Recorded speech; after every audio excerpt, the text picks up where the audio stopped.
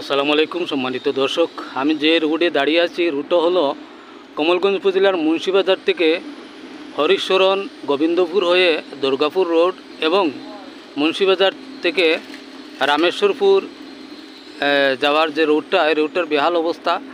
এখানে আপনারা দেখতেছেন যে এই রাস্তা সম্পূর্ণটাই খানাখন্দে পড়া, আর এখানকে আর হাজার হাজার মানুষ চলাচল করেন, কিন্তু খুব কষ্ট দুর্ভোগ নিয়ে মানুষকে চলতে হয়।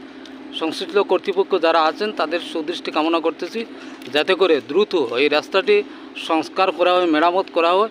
সেই দাবিটাই এলাকার মানুষ জানিয়েছেন।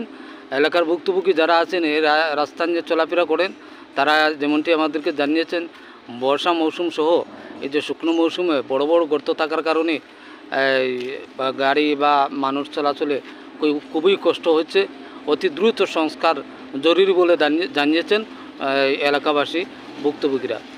সবাই ভালো থাকুন।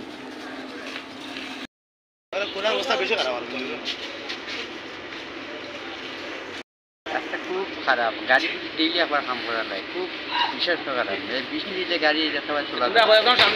তোকে রামেশ্বরপুর থেকে গিয়ে মুন্সিবাজার মতো, আর এবার হরিশরণ থেকে গিয়ে দুর্গাপুর মতো, খুব অতিরিক্ত খারাপ।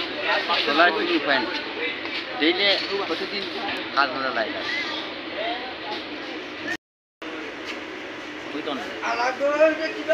কমলগঞ্জ উপজেলার এটা মুন্সিবাজার ইউনিয়নের মুন্সিবাজারের উত্তরবাজার চৌমনা হইতে হরিশরণ হয়ে গোবিন্দপুর হয়ে দুর্গাপুর হয়ে বৃন্দাবনপুর রাস্তা।